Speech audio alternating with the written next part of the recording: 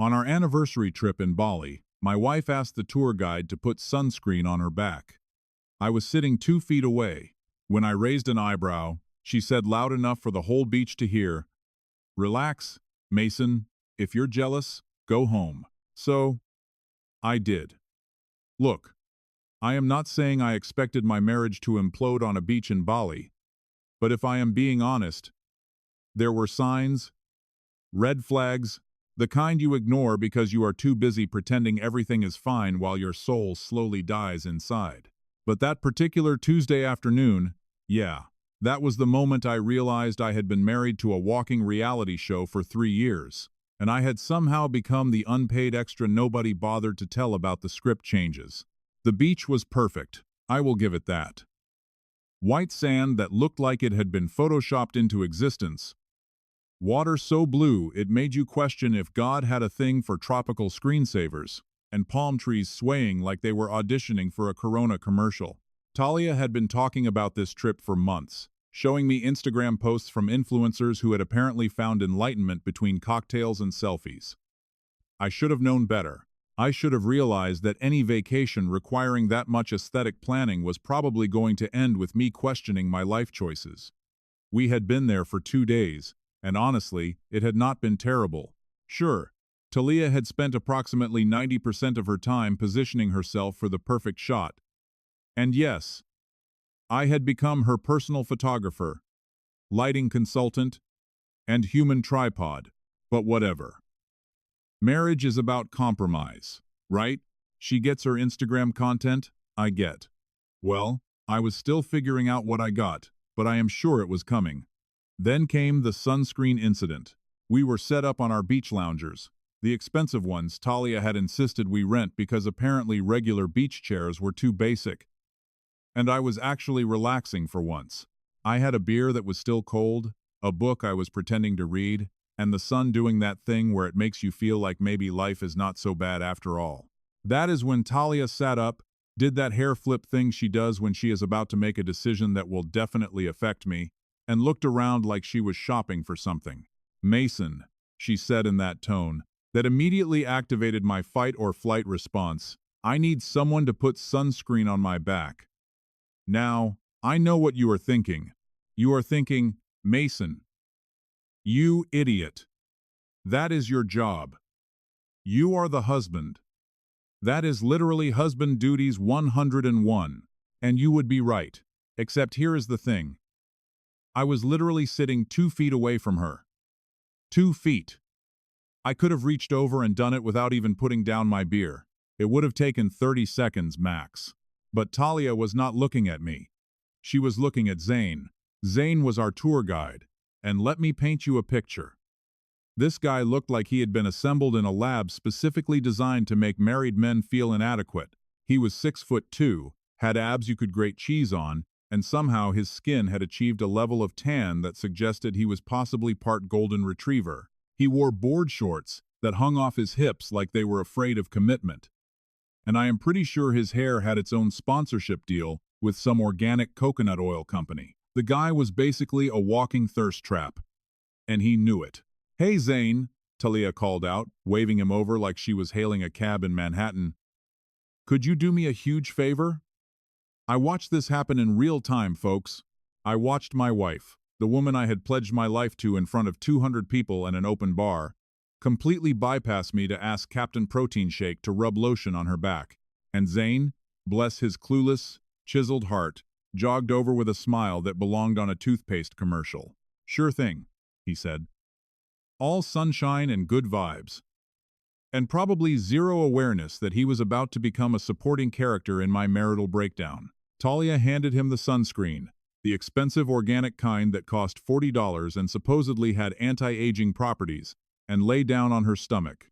Then, she reached back and untied her bikini top. I sat there, beer frozen halfway to my mouth, watching this unfold like a car crash in slow motion. Zane squirted the lotion into his hands, rubbed them together like he was starting a fire, and began applying it to my wife's back with the kind of attention you would give to a vintage car or a priceless painting.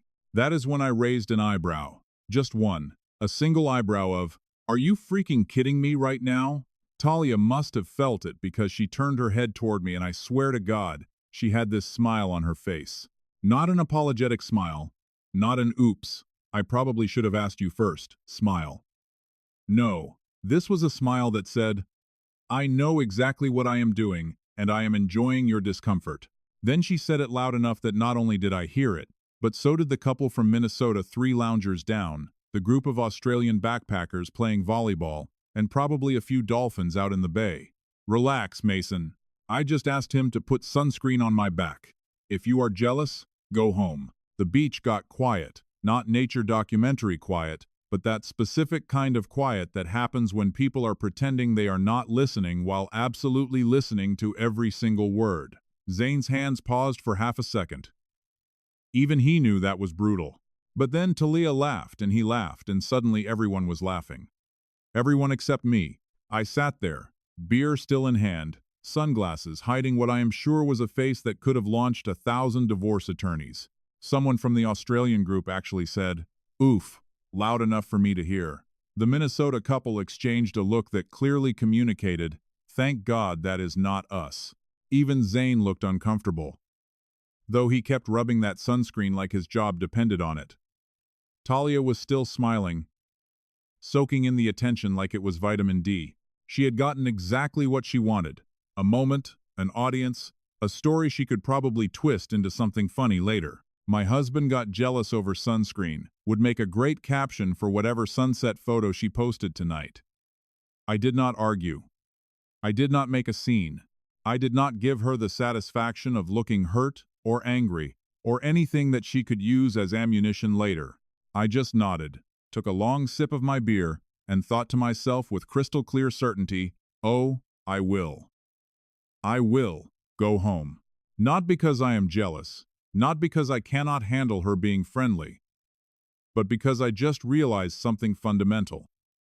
I have been married to someone who thought publicly humiliating me was comedy, and I have been playing along like it was normal. So, yeah, I was going home. I just was not going to tell her yet. Here is the thing about falling in love with someone who has big personality energy.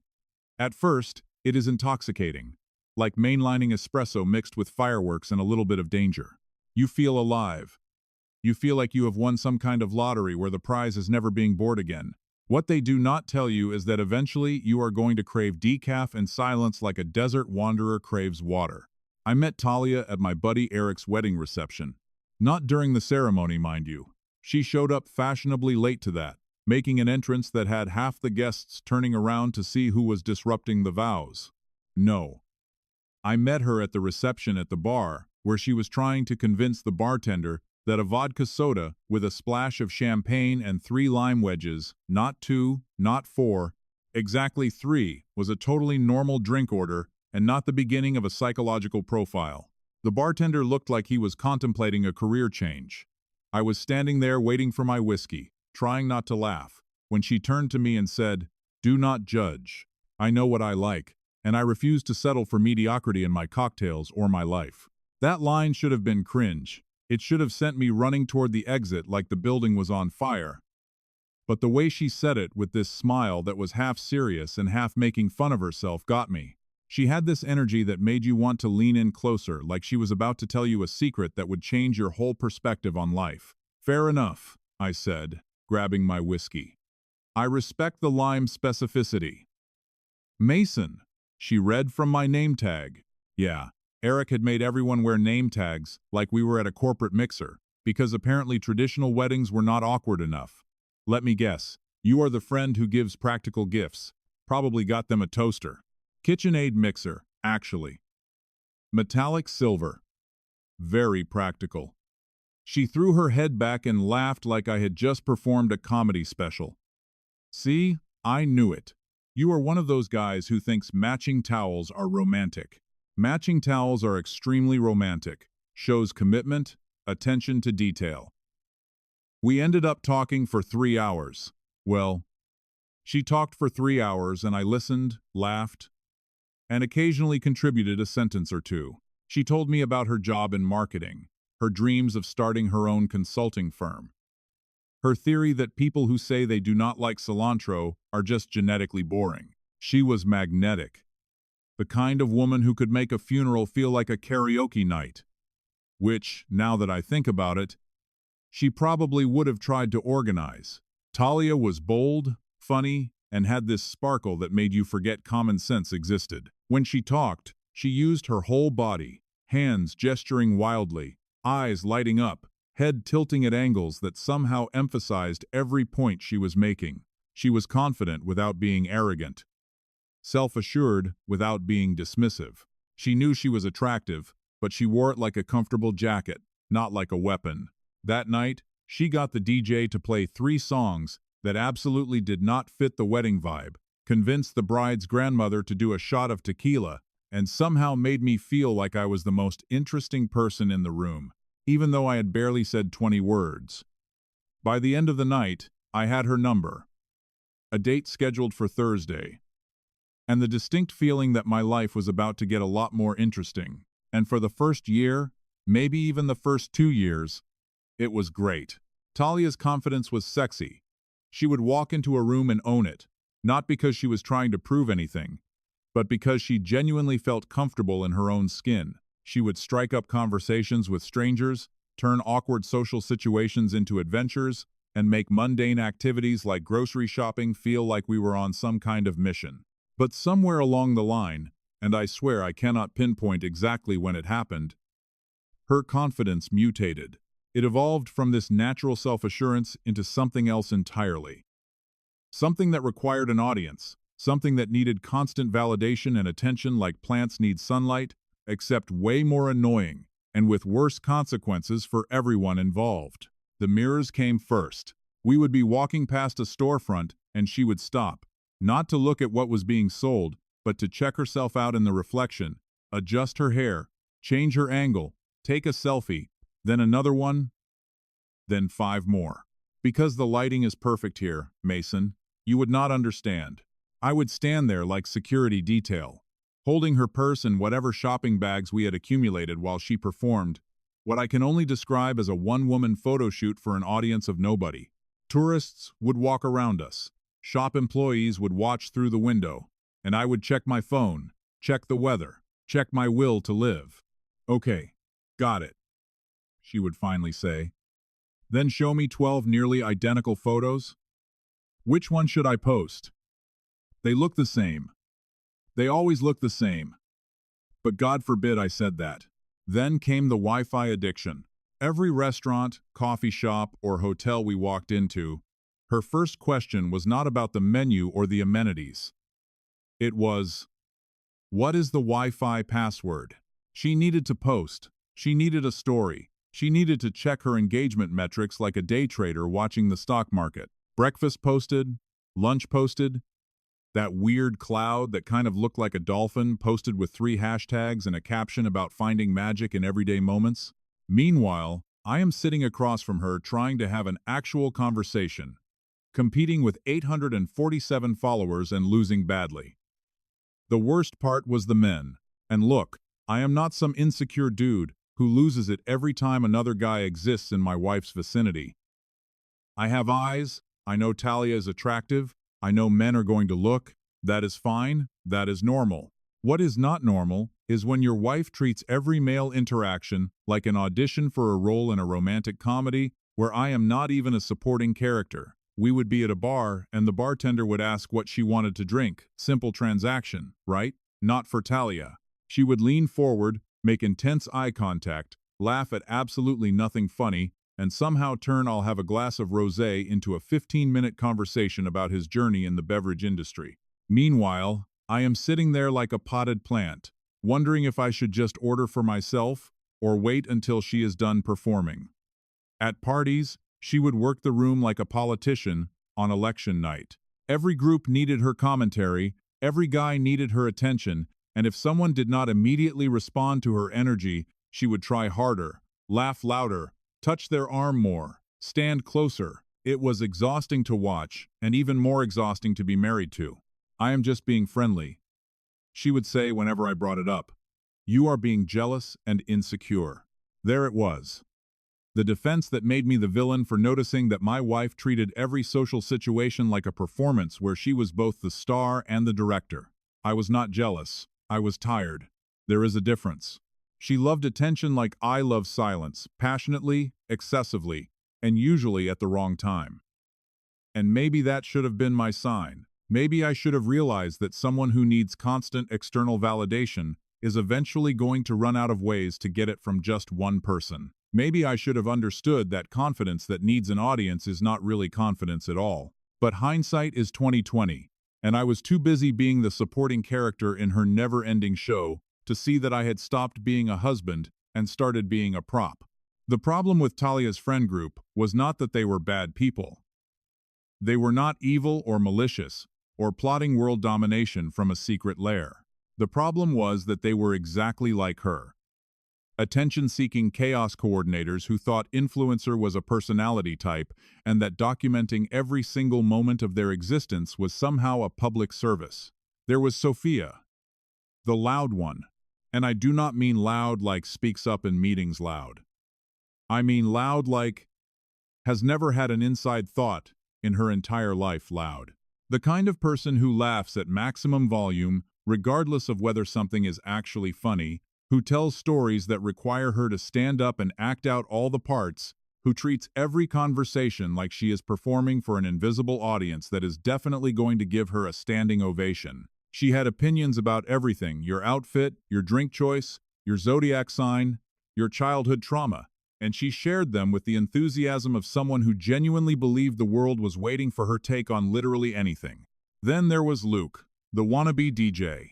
Luke owned 3 different MIDI controllers, had a SoundCloud with 47 followers, mostly bots, and introduced himself at parties by saying, "Yeah, I am kind of a music producer," with the confidence of someone who had won a Grammy instead of someone who made beats in his mom's basement.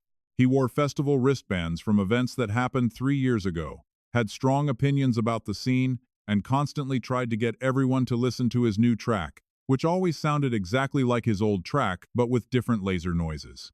And finally, there was Mia, the unofficial gossip channel. If TMZ was a person, it would be Mia. Except TMZ probably has better fact-checking. This woman knew everything about everyone, and if she did not know it, she would make an educated guess and present it as confirmed intelligence. She spoke exclusively in dramatic whispers, even when sharing completely mundane information. "Did you hear?" she would say, leaning in conspiratorially. "Jennifer from accounting is getting Thai food for lunch." Thai food. Mason. What do you think that means? I never knew what it meant. I do not think she knew what it meant, but she sure acted like it was Watergate-level scandal. When Talia told me these 3 were joining us in Bali, I should have faked a work emergency. I should have claimed sudden onset amnesia. I should have literally done anything other than say, "Sure, sounds fun," like an idiot who had never met these people before. The first 2 days were not catastrophic. They were just a lot. Sophia shrieked at every sunset like she had never seen one before. Luke tried to befriend the hotel DJ and kept saying things like, "Yeah, man, I could totally see myself playing a set out here." Mia found drama in everything. Apparently, the couple in room 304 was definitely having an affair because they ordered room service twice in one day, which I guess is suspicious if you are insane. But I played along. I smiled, I nodded, I took the group photos.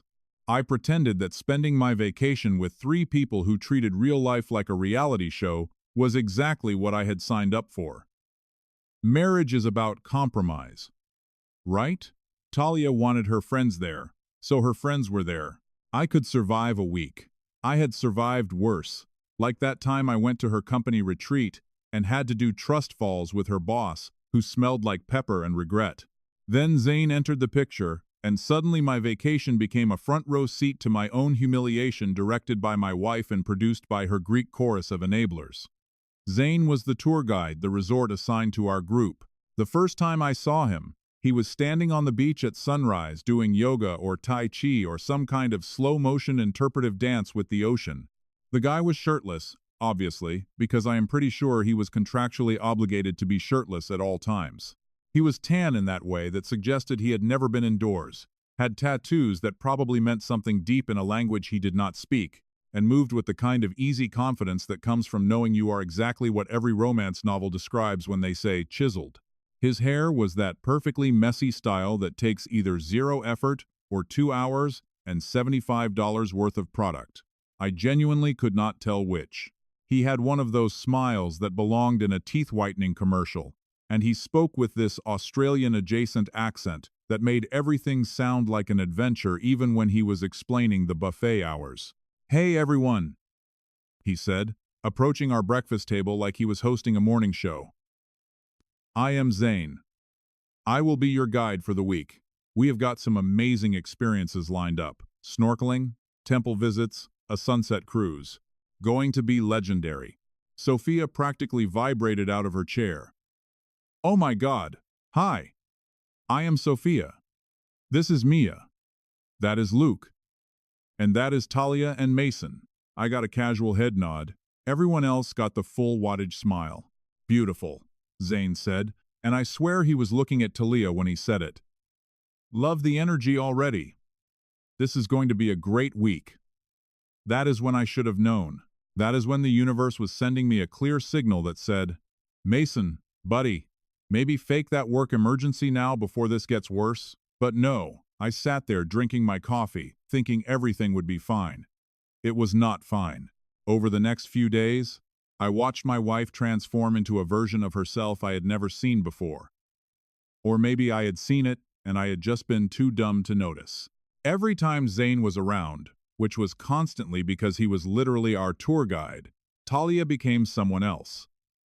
Someone whose volume increased by 40%, whose laugh became this weird giggle I had never heard in 3 years of marriage, and whose entire body language changed, like she had been replaced by an alien who had studied human flirting from a WikiHow article. At the temple tour, Zane explained the history of some ancient statue. Talia stood next to him, nodding like she was absorbing groundbreaking information, touching his arm every time she asked a question. "Oh my God, that is so interesting. Tell me more about the architecture thing you just said." During the snorkeling trip, she needed help putting on her fins. Zane obliged, kneeling in front of her like he was proposing, while she giggled and said, "I am so bad at this stuff," even though I had literally watched her put on fins by herself on our honeymoon. At dinner, she somehow always ended up sitting next to him, asking about his life, his travels, his philosophies on being present. Meanwhile, I sat at the other end of the table with Luke, who was explaining his vision for a dubstep remix of traditional Balinese music that absolutely nobody asked about. Sophia and Mia, bless their enabling hearts, acted like this was all completely normal. They would giggle along, make comments about how cute Zane was, and occasionally glance at me like I was a science experiment they were monitoring for interesting reactions. The worst part: Talia was not even subtle about it. She was not sneaking around or being secretive. She was flirting openly, publicly, with an enthusiasm that suggested she had forgotten I existed. Or worse, that she remembered I existed and did not care. I sat there during these interactions like a Wi-Fi router, technically essential for everything to function, but completely invisible and taken for granted. Nobody acknowledged me. Nobody included me. I was just there, existing in the background, watching my wife perform for a guy whose job was literally to be nice to tourists. And here is the kicker. When I tried to participate, I tried to join conversations or suggest activities, Talia would brush me off with a "Mason, we are just having fun. Do not be boring." Or, "Can you go get me another drink?" I became the errand boy in my own vacation, fetching cocktails and taking photos while my wife and her friends treated Zane like he was the second coming of Chris Hemsworth. By day 4, I was seriously considering just booking myself a separate hotel room and calling it a solo retreat. At least then I could stop pretending I was enjoying watching my wife laugh, toss her hair, and touch another man's bicep while explaining how strong he must be from all that paddleboarding. Yeah. I really wished I had booked a solo vacation, or better yet, no vacation at all. You know what nobody tells you about reaching your breaking point? It is not dramatic. There is no explosion, no throwing things, No big confrontation where you deliver a monologue that makes everyone realize they have wronged you. That is movie stuff. Real breaking points are quiet. They are the moment you are sitting on a beach, watching your wife publicly humiliate you. And instead of feeling angry, you just feel done. Done like a steak that has been on the grill too long. Done like a phone call you have been trying to end for 20 minutes. Done like a person who has finally realized that some problems cannot be fixed with communication or compromise. Or couples therapy led by someone named Dr. Sunshine, who keeps talking about finding your shared truth. After the sunscreen incident, I sat on that beach for another hour. I did not storm off.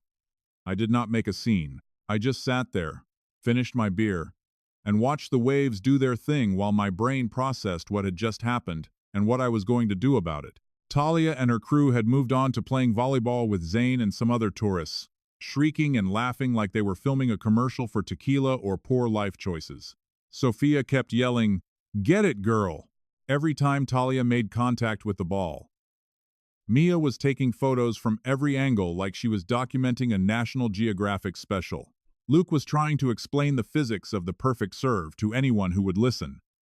And Zane was just being Zane, effortlessly athletic, probably thinking about protein shakes and his next shirtless Instagram post. I watched all of this from my lounger, and I felt nothing. Not jealousy, not anger, not even disappointment, just this weird calm clarity that felt like someone had finally turned off a noise I had been hearing for so long I had forgotten it was not supposed to be there. That is when I stood up, grabbed my towel, and walked back to the hotel. Our room was on the 4th floor with a view of the ocean that Talia had insisted was essential for the aesthetic. It cost an extra $200 a night for that view. Worth it, apparently, for the 3 photos she had taken from the balcony before, never looking at it again. I stood in the doorway for a second, looking at the mess. Her stuff was everywhere. Makeup scattered across the bathroom counter like a Sephora had exploded. Clothes draped over every available surface. Charging cables tangled in ways that defied physics. My stuff was neatly packed in one corner because I was apparently the only person in this marriage who understood that hotel rooms are not storage units. Then I grabbed my suitcase and started packing. Not angry packing, not throwing things around, packing calm, methodical, almost meditative packing. I folded each shirt like I was preparing for emotional war. Creases lined up perfectly, colors organized, pants folded in thirds, socks paired and rolled. My toiletries went into their designated bag. Nothing forgotten, nothing left behind.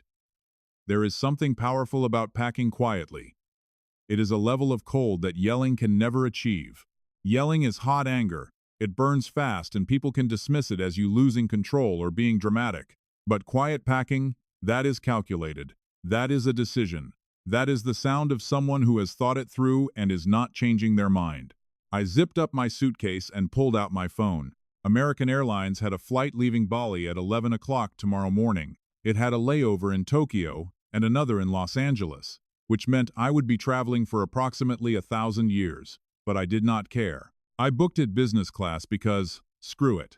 I was already having a terrible week, and I might as well have legroom while processing my marital breakdown. Confirmation email received. Boarding pass downloaded. Hotel checkout scheduled for 9 o'clock a.m. My phone buzzed. A text from Talia. "Where did you go?" "We're getting drinks at the beach bar." I stared at that message for a solid minute. She did not ask if I was okay. Did not apologize for the sunscreen thing. Did not even acknowledge that maybe, possibly, she had crossed a line. Just wanted to know where I was so I could presumably rejoin the audience for her performance. I typed back, "Heading to bed early. Have fun." Polite, neutral, giving away absolutely nothing. Okay. Lol. Don't be boring. Don't be boring. Right. Because the real problem here was that I was not entertaining enough while watching my wife flirt with the tour guide. I looked around the room one more time, making sure I had not forgotten anything important. Then I grabbed my suitcase and walked down to the front desk. The receptionist was a young guy named Audi, who checked us in 4 days ago. He had complimented Talia's dress, asked about our plans, and seemed genuinely excited that we were there to celebrate our anniversary. Now, He looked at me standing there with a packed suitcase at 7 p.m., and I could see him trying to figure out if he should ask questions or just process whatever I needed. "I need to check out tomorrow morning at 9 o'clock, I said.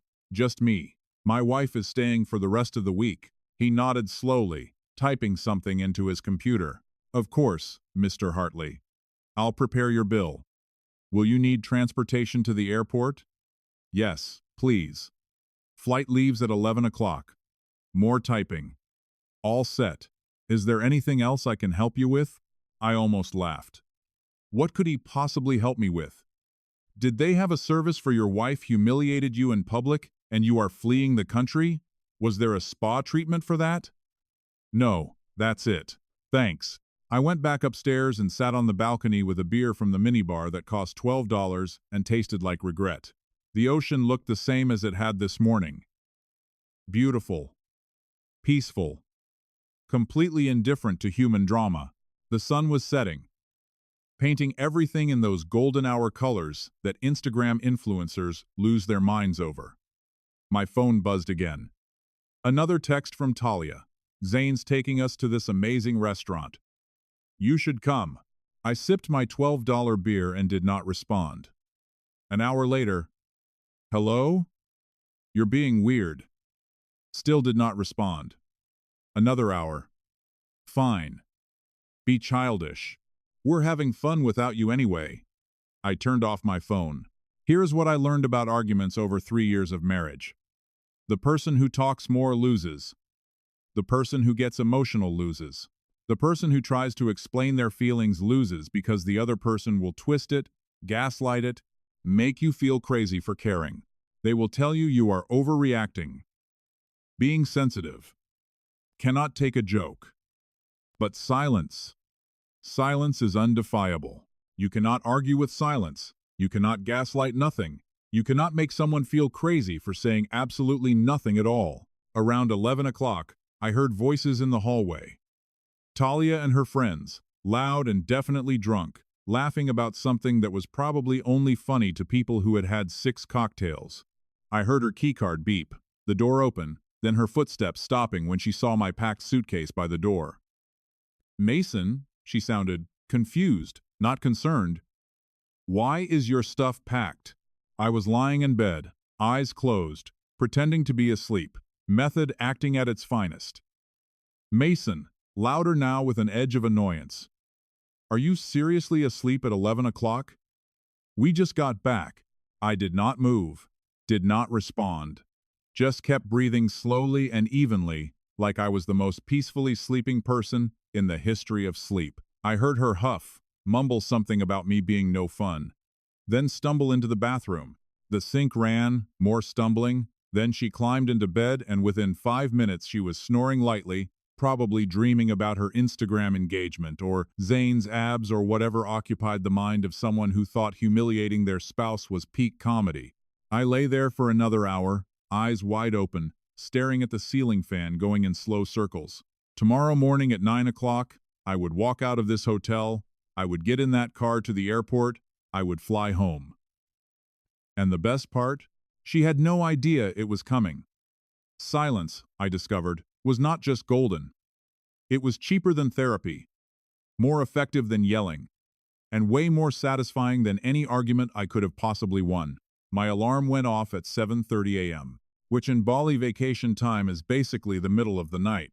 Talia was still passed out next to me, one arm flung over her face, mouth slightly open, looking like she had gone 10 rounds with a bottle of coconut rum and lost, which based on the smell coming from her side of the bed, was not far from the truth. I got up quietly, showered, dressed, and did one final check of the room to make sure I had not left anything behind. Wallet, passport, phone, chargers, dignity, all accounted for. Well, most of my dignity. Some of it was probably still on that beach, buried in the sand next to my patience and will to continue this marriage. Talia did not move. The woman could sleep through a natural disaster, which was convenient because she was about to wake up to a personal one. I grabbed my suitcase, took one last look at her sleeping peacefully without a care in the world, and left. I did not leave a note. Did not wake her up to say goodbye. Just closed the door behind me with a soft click that felt like the period at the end of a very long, very exhausting sentence. Audi was at the front desk again, looking significantly more awake than anyone had a right to be at this hour. He smiled when he saw me. That professional hospitality smile that probably hid 1,000 stories about terrible tourists and weird requests. "Good morning, Mr. Hartley. Your car is waiting outside. I have your bill here." He slid the paper across the counter, and I glanced at it. 4 nights. Ocean view room. Minibar charges. Room service. Spa services that I definitely did not use. But Talia definitely did. The total made my eye twitch slightly, but whatever. I handed him my credit card. "Actually," I said as he was processing the payment, "my wife is staying for the rest of the week. Could you please remove my card from the room and just leave hers on file?" Something flickered in his eyes, understanding, maybe, or recognition of a situation he had definitely seen before. "Of course, sir. I'll make that change right away." He processed my checkout, removed my card from their system, and confirmed that only Talia's card would be charged for the remaining nights and any additional expenses. Perfect. Absolutely perfect. "Thank you for staying with us," Audi said, handing me my receipt. "I hope you had a pleasant visit." I almost laughed. Pleasant was not the word I would use, but it was definitely memorable. "Yeah," I said. "Educational for sure." The car ride to the airport was peaceful. Just me, my suitcase, and a driver who did not feel the need to fill the silence with small talk. We drove through the early morning streets of Bali, past temples and rice paddies and locals starting their day, and I felt this weird sense of lightness, like I had been carrying something heavy for so long that I had forgotten what it felt like to not be weighed down. Security was easy. The flight was on time. I boarded, found my business class seat, accepted the pre-flight champagne like I was celebrating something, which, in a way, I was, and settled in for the longest travel day of my life. That is when my phone started going off. I turned it back on after boarding, and immediately the notifications started rolling in like a tsunami of regret and confusion. Text after text, call after call, voicemails piling up, all from Talia. The first few texts were from around 9:30 a.m. Right about when she probably woke up and realized I was not in the room. "Where are you, Mason? Seriously, where did you go? Your stuff is gone. Are you kidding me right now?" Then came the calls. 7 missed calls in the span of 15 minutes. I did not answer any of them, just watched them pop up on my screen like a very angry game of whack-a-mole. Then the voicemails started, and oh boy, those were entertaining. The first one was confused. "Mason. What the hell? Where are you? Your suitcase is gone. Did you leave? Call me back right now." The second one was angry. "I cannot believe you would just leave without saying anything. This is so immature. You're seriously acting like a child right now. We need to talk about this." The third one was a masterpiece. "Okay, I get it. You're mad about yesterday, but you're overreacting. It was just sunscreen. You told me to go home if I was jealous, and you actually left. Who does that? You embarrassed me in front of everyone." I sat there in my business class seat, champagne in hand, listening to my wife tell me that I had embarrassed her. The irony was so thick, you could cut it with a knife and serve it at a dinner party. But wait, it got better. Around 11 o'clock a.m. Bali time. Right about when she probably went down to the lobby to look for me. The texts changed tone dramatically. "The hotel says your card declined.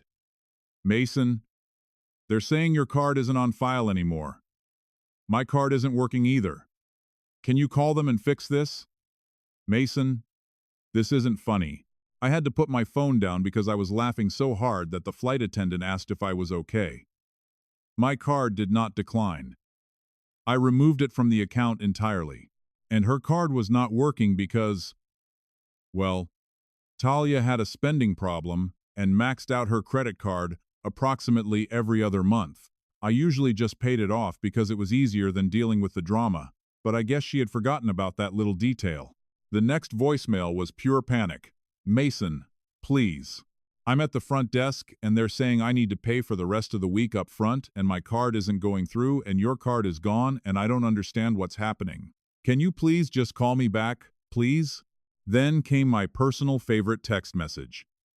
I had to call my mom for money. Do you know how humiliating that was? Oh, I am sorry, was that humiliating? Having to ask for help in an uncomfortable situation in front of other people? Gee, that sounds terrible. I would not know anything about that. It is not like I experienced anything humiliating recently. Certainly not yesterday on a beach in front of dozens of strangers. More texts flooded in throughout the day. Everyone is asking where you are. Sophia wants to know if you're coming back. Zane feels bad. He said he didn't mean to cause problems. Oh, Zane feels bad, how considerate. Maybe he could pay for her hotel room since he was so involved in our vacation. This is ridiculous, Mason. You're being so petty. At least respond. I did not respond. Not to the texts, not to the calls, not to the voicemails that kept coming in with increasing desperation. I just sat there in my comfortable business class seat, watching movies, eating airplane food that was somehow better than any meal I had had in Bali, and feeling more relaxed than I had in months. The flight attendant came by with more champagne. Celebrating something? She asked with a smile. Yeah, I said, Independence Day. She looked confused, but refilled my glass anyway. Somewhere over the Pacific Ocean, I got a text from Sophia.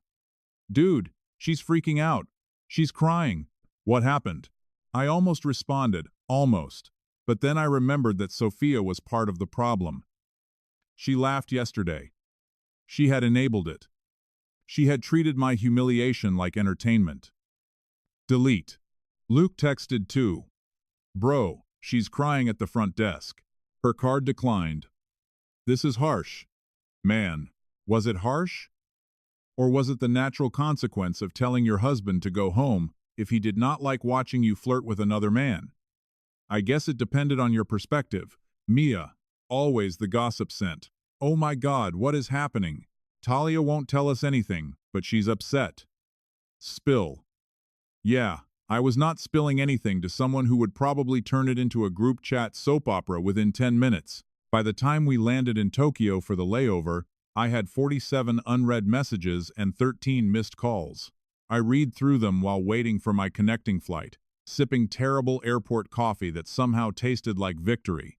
The most recent text from Talia was different from the others, less angry, more desperate. Please just tell me you're safe. I'm worried. Now she was worried. Not yesterday when she was making a fool of me in public. Not last night when she came back drunk and did not even check if I was okay. But now, when she needed something, suddenly she was concerned about my well-being. I finished my coffee and boarded the next flight, still did not respond. Because here is the thing about silence that I was really starting to appreciate. Every hour I did not respond was another hour she had to sit with what she had done. Every ignored call was a reminder that actions have consequences. Every unanswered text was a moment of reflection she could not avoid. I was not being cruel. I was just following instructions. She told me to go home. So I went home. The beautiful thing about group chats is that nobody can keep a secret, ever. It is like trying to contain water with a colander, theoretically possible if you are delusional. But in reality, everything is leaking everywhere and making a mess. I landed in Los Angeles around 6:00 p.m. Pacific time, which meant it was sometime tomorrow in Bali. Honestly, I had lost track of time zones and stopped caring. My body felt like it had been folded into a suitcase and thrown down a flight of stairs, but my spirit was doing great, thriving even. I grabbed an Uber home, tipped the driver extra because he did not try to make conversation, and walked into my apartment that I left 5 days ago, thinking I was going on a romantic anniversary trip. The place looked exactly the same, clean, quiet, peaceful, and completely devoid of Talia's chaos. It was perfect. I dropped my suitcase, ordered a pizza, and was about to take the longest shower of my life when my phone buzzed with a notification that made me pause. It was a screenshot from a number I did not recognize, but the content was gold. Someone had sent me a screenshot of what appeared to be Talia's friend group chat, the one they had named Bali Babes with palm tree sparkles, because apparently every group chat needs an emoji and zero self-awareness. The messages were from earlier today, and they were spectacular. Sophia. Guys, where is Mason? Talia won't tell us anything. Mia. I saw him leave this morning with his suitcase. Luke. Wait. What? Sophia, he left? Like, left? Mia. Girl, yes. I was coming back from my run and saw him getting into a car. Airport car. Luke. Bro, that's crazy. Over sunscreen? Sophia. Okay. But like maybe we should have said something yesterday. Mia. Said what? Sophia. That Talia was being extra. Mia. I mean, yeah, kind of. Luke. She literally told him to go home if he was jealous. Mia. And he did. Sophia. This is bad, you guys. Luke. Talia is at the front desk freaking out. Says her card declined and his card is mysteriously not on file anymore. Mia. Stop. Sophia. That's actually savage. Luke. Bro. I feel kind of bad now. Mia. You feel bad? Imagine being Mason, watching your wife flirt with the tour guide for 3 days straight. Sophia. Okay, Mia. Don't act like you weren't encouraging it. Mia. I was not. Luke. You literally took a video of them playing volleyball and said this is giving rom-com energy. Mia. That's different. Sophia. Is it though? I sat there on my couch, pizza forgotten, reading this screenshot like it was the morning paper. They were turning on each other. The group chat was eating itself alive. This was better than any reality show I could have paid for, but it got better. A few minutes later, another screenshot came through. Different number, same group chat. Later in the conversation, Talia. I can't believe he actually left. Sophia. Babe, are you okay? Talia. No, I'm not okay. He humiliated me. Luke. He humiliated you? Talia. Yes, everyone saw him leave. Everyone's asking questions. It's embarrassing. Mia. I mean, didn't you tell him to leave, though? Talia. That's not the point. Mia. I think that might actually be exactly the point. Talia. Whose side are you on? Mia. I'm just saying maybe you pushed it a little far with saying. Talia. I was being friendly. Luke. Tal. You asked him to put sunscreen on your back in front of Mason. Talia. So what? It was just sunscreen. Sophia. And then you told Mason to go home if he didn't like it. Talia. I didn't think he'd actually do it. Luke. Well, he did. Talia. You guys are supposed to be my friends. Mia. We are your friends. That's why we're telling you this is kind of on you. Talia. I can't believe this. I need to fix this. Oh boy, she needed to fix this. I could only imagine what fixing this looked like in Talia's world. I found out about 30 minutes later when my phone exploded with Instagram notifications. Talia had posted. Of course she had, because when you are in the middle of a personal crisis, the logical thing to do is definitely to post a thirst trap on social media and hope the validation from strangers will somehow repair your imploding marriage. The photo was from yesterday, a beach selfie she must have taken right after the sunscreen incident. She was wearing her white bikini, hair perfectly tousled by the wind, sunglasses pushed up on her head, giving the camera that sultry look that probably took 47 attempts to get right. The ocean sparkled behind her. The lighting was perfect. She looked objectively amazing. The caption, though, oh man. The caption, some people can't handle strong women. Living my best life and not apologizing for it. If you can't keep up, that's a you problem. I stared at my phone, genuinely impressed by the audacity. She had really looked at the situation where she publicly humiliated her husband, and then got mad when he left and decided the narrative was, I am too strong and he is too weak. I got on a plane, flew 20 hours, and came back to my apartment. But somewhere between leaving Bali and filing for divorce and meeting Nora and reclaiming my own life, something shifted. This place, this quiet, peaceful, drama-free space stopped being just where I lived. It became home. Not because of the furniture or the location or the rent I paid every month, but because for the first time in 3 years, I felt like I could breathe. I could exist without performance. I could just be myself without apologizing for taking up space, or having feelings or expecting basic respect from the person I had married. I had spent 3 years being a supporting character in someone else's show, and I had finally remembered that I was the main character in my own life. And the best part? My story was better without all that manufactured drama. Turns out peace is not boring. It is just what happens when you stop accepting chaos as normal. My coffee was still hot. The sun was still shining. I had a book to read. A date with Nora this weekend. Ribs with my parents on Sunday. And absolutely zero drama to manage. Talia could keep her apologies and her lessons learned and her devastation.